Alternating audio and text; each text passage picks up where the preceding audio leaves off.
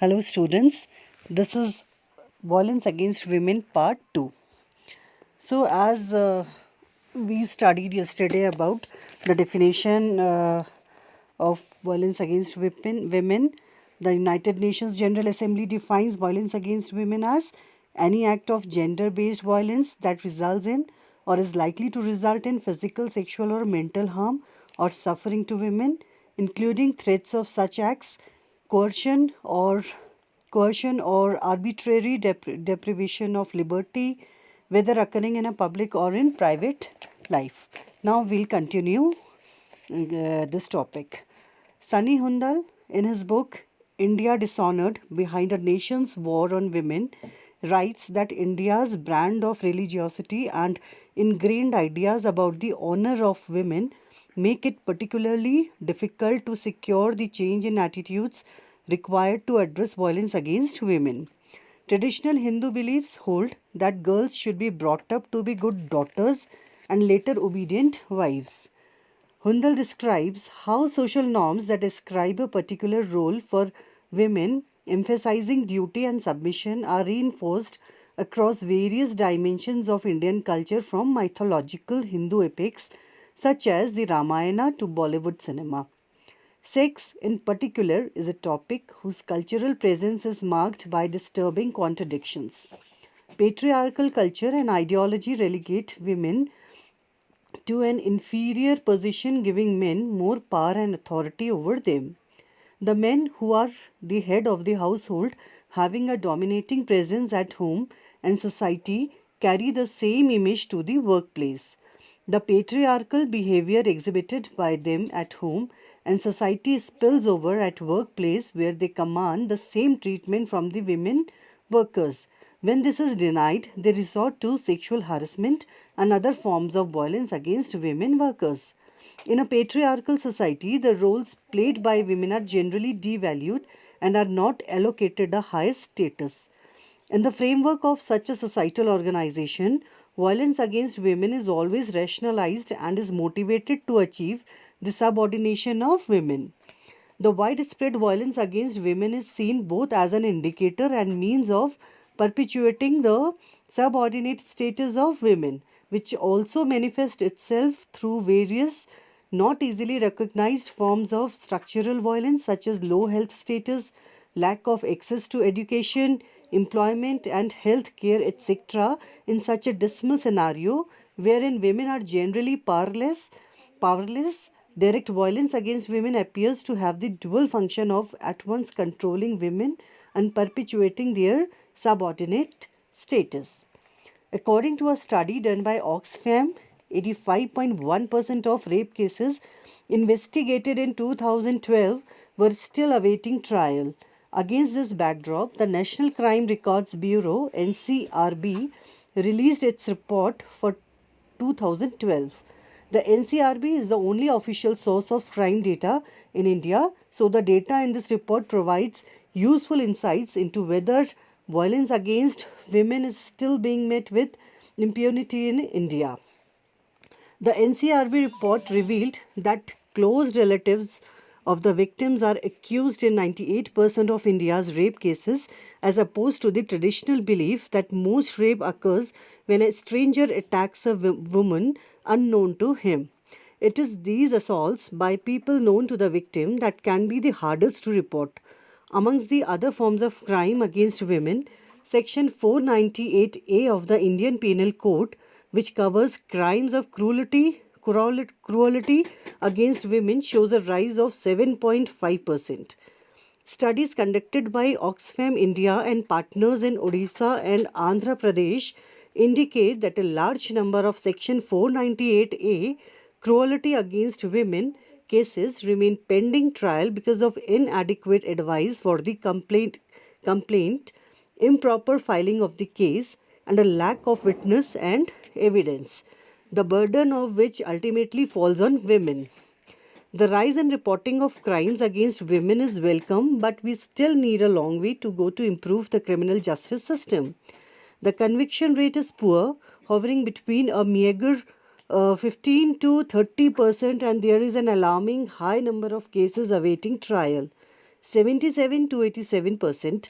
Unless the criminal justice system is made more effective and accountable, both at the crime investigation and trial level, women will continue to be let down. Violence in the workplace is fast becoming the number one problem of employers.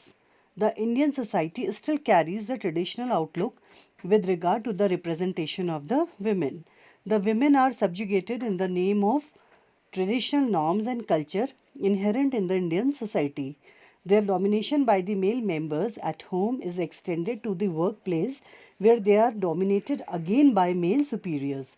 The power quotient is accorded to one gender, herein the male by societal norms, who in order to retain the power use violence against the other gender to bring them to submission.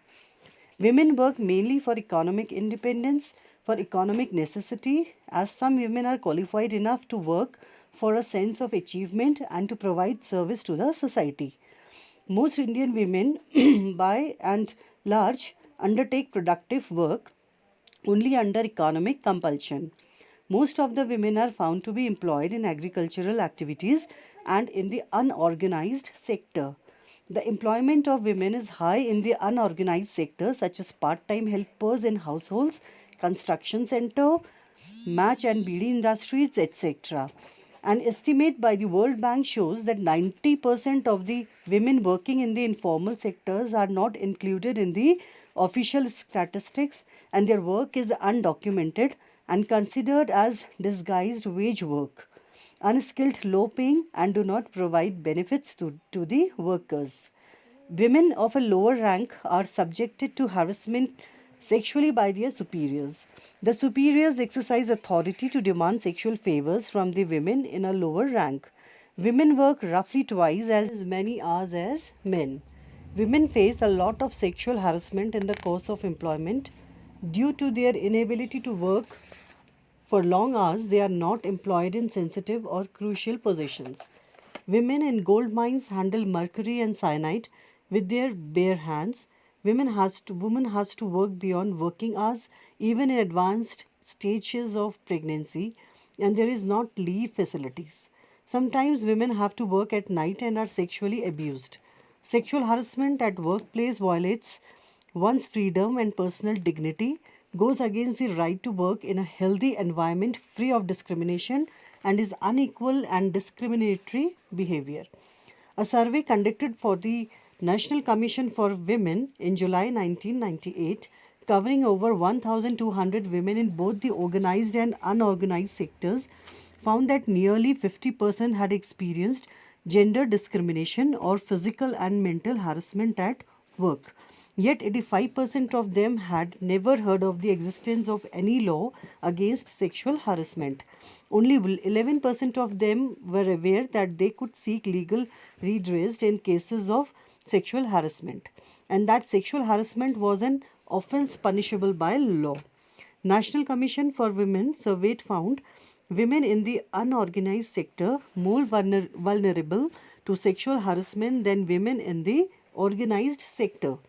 Apart from sexual harassment, 32% of the women covered in the survey also reported discrimination in salaries, leave promotions, work distribution, and working hours. The most serious hazard faced by the working class in the era of the globalization is the increasing threat to job security. The informal sector is fast expanding while the organized sector is shrinking. Contract, casual, temporary, part-time, piece-rated jobs and home-based works are increasingly replacing permanent jobs. The workers in the informal sectors, a large number of whom are women, have no job security. Work is often unskilled or low skilled and low paid. Availability of work is irregular. A survey done by Oxfam India during a workshop at the Indian Islamic Cultural Center on Sexual Harassment at Workplace in India 2011-2012 reveals high incidence of sexual harassment in both organized and unorganized sectors. In India, 17% of working women claim that they have experienced sexual harassment at workplace. According to the survey, most women claim to have faced incidents that were non-physical. Survey indicated that 66 of the 400 respondents respondents reported to have faced a cumulative of 121 incidents of sexual harassment. 102 of 121 incidents reported to be non physical, whereas the remaining 19 incidents were physical in nature. According to the report, while 87% of the general population and 93% of the working women respondents reported awareness of sexual harassment of women at workplace, majority of the victims did not resort to any formal action against the perpetrator. The top three categories that have emerged unsafe for women are laborers, 29%, domestic help, 23%, and small scale manufacturing, 16%. So majority of respondents perceived women working in the unorganized sector to be more susceptible to sexual harassment due to lack of awareness of legislation. The study shows that the reasons stated for not taking any action by the women despite the harassment were fear of losing the job, absence of any complaints mechanism at the workplace, fear of getting stigmatized, and not aware of redress mechanism. Women workers in unorganized sector lag behind the males in terms of level of quality of employment. These women are often illiterate, unskilled, socially backward, economically weak. A study of women working in unorganized sectors in Patiala district revealed that women workers working in unorganized sectors are generally exploited and they are unaware of their rights also. They are made to work for long hours and wages paid to them are not according to their work. So, women's employment in family, farms, or business is rarely recognized as economically productive either by men or women. And any income generated from this work is generally controlled by the men. Such work is unlikely to increase women's participation in allocating family finances. In a 1992 study of family based textile workers, male children who helped in a home based handloom mill were given pocket money, but the adult women and girls were not. Sexual harassment in the workplace is considered a violation of human rights and an affront to the dignity of the person harassed. Supreme Court has also given some clear guidelines in protecting women against sexual harassment in their workplace. Supreme Court has taken any form of sexual discrimination as a violation of human rights. It is viewed as a manifestation of violence against women that results in creating an atmosphere of discriminating against her. It is seen as unacceptable conditions of work which have detrimental effects for both female employees and the employer.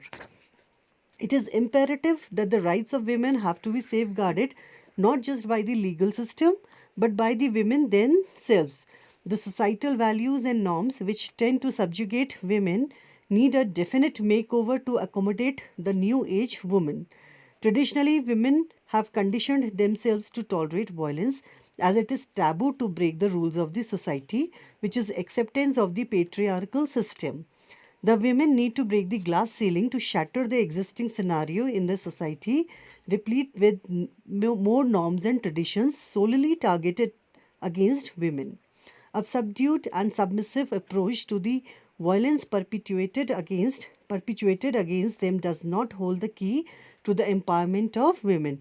Rather, an awareness of the existing situation and the will to overcome the barriers posed by the society and their own selves alone will be an answer to the social evil of harassment and violence. Despite the acceptance of women being equal to men and a plethora of laws and human rights guarantees, violence against women is a reality that has assumed huge proportions.